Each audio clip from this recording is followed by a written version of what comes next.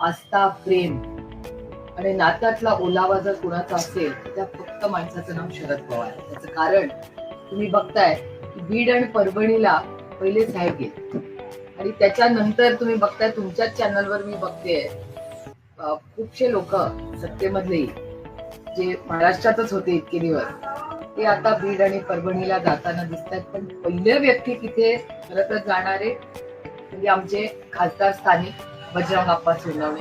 बजरंग अप्पा parliament सोडून धावत बीडला गेले. नंतर परभणीला जी घटना झाली त्याच्यात फौजियाताई जाऊन आल्या आणि मग त्यांनी येऊन साहेबांना ब्रीफ केलं आणि तुमच्या चॅनल्स कडून आम्हाला माहिती कळत होती.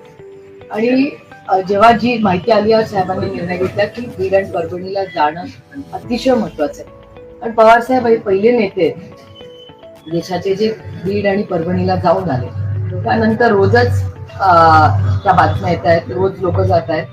मला असं वाटतं की मी राज्याच्या माननीय मुख्यमंत्र्यांना विनंती करीन की हा विषय अतिशय गंभीर आहे. त्याची SIT तर त्यांनी लावलेली आहे, पोलिसांची बदली केली आहे, पण बीडच्या नुसत्या पोलिसांची बदली करून प्रश्न सुटत नाही. त्याच्या मागे षडयंत्र कोणाचं आहे त्या व्यक्तीला शिक्षा झाली पाहिजे. त्यामुळे मला असं वाटतं की पोलिसांवर कशाला अन्याय करताय. पोलीस आणि कदाचित कोणीतरी मोठ्या माणसांनी त्याच्या मागे त्याला ऑर्डर दिली असेल. आता ती व्यक्ती कोण आहे हे आपल्याला मुख्यमंत्री सांगू शकतील किंवा एकदा ती सगळी इन्क्वायरी झाल्यावर कळेल.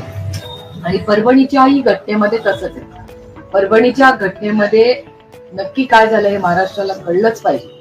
आणि ज्या क्रूर पद्धतीने या दोन्ही घटना झाल्या त्या आपल्या सुसंस्कृत पुरोगामी विचाराला न शोधणार. काल राहुल गांधी परभणीला आले होते. काल त्यांनी सोमनाथ सूर्यवंशीच्या कुटुंबाला भेट दिली आणि यानंतर त्यांनी माध्यमांशी संवाद साधताना असं म्हटलंय की सोमनाथ सूर्यवंशी हा केवळ दलित असल्यामुळे त्याची हत्या केली गेली. तुम्हाला असं वाटतं का की पुरोगामी महाराष्ट्रात असे प्रकार घडू शकतात? आता घडतायत ना. म्हणजे दुर्दैव आहे की बीड आणि परभणीमध्ये ज्या दोन्ही घटना झाल्या या म्हणजे अस्वस्थ करणाऱ्या आहेतच. म्हणजे मला अजूनही विश्वास बसत नाही की तुमच्या आणि माझ्या महाराष्ट्रात अशा घटना होऊ शकतात.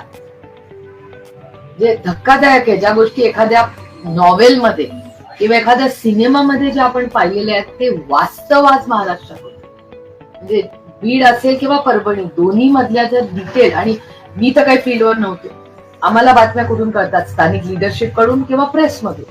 मी महाराष्ट्राच्या सगळ्या मीडियाचे मनपूर्वक आभार मानते की तुम्ही रोज सातत्याने जी ग्राउंड रियालिटी आहे ती फक्त राज्याला नाही देशाला दाखवतात.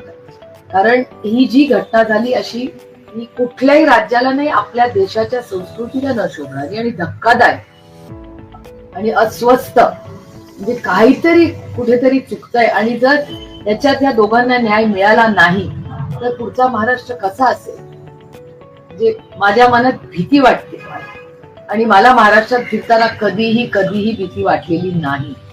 पहिल्यांदा जेव्हा मी तुमच्याच चॅनलवर महिलांना बघता रडताना बघते, अस्वस्थ आणि महिला म्हणतात की आम्हाला भीती वाटते. 21व्या शतकामध्ये महिला आरक्षणाचं बिल याच सरकारने आता आणलं. लाडकी बहीण म्हणून एवढा निधी दिला.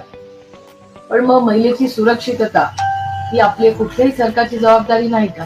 त्यामुळे माझ्या देवेंद्र फडणवीसांकडून खूप अपेक्षा आहे की ते महाराष्ट्राच्या दोन्ही कुटुंबांना नाही महाराष्ट्राला त्यांनी न्याय द्यावा. एवढा मोठा मॅन्डेट या राज्यांनी त्यांना दिला. एवढा मोठा मॅन्डेट असताना 2/3 मेजॉरिटी पेक्षा जास्ती त्यांच्याकडे आज मेजॉरिटी आहे.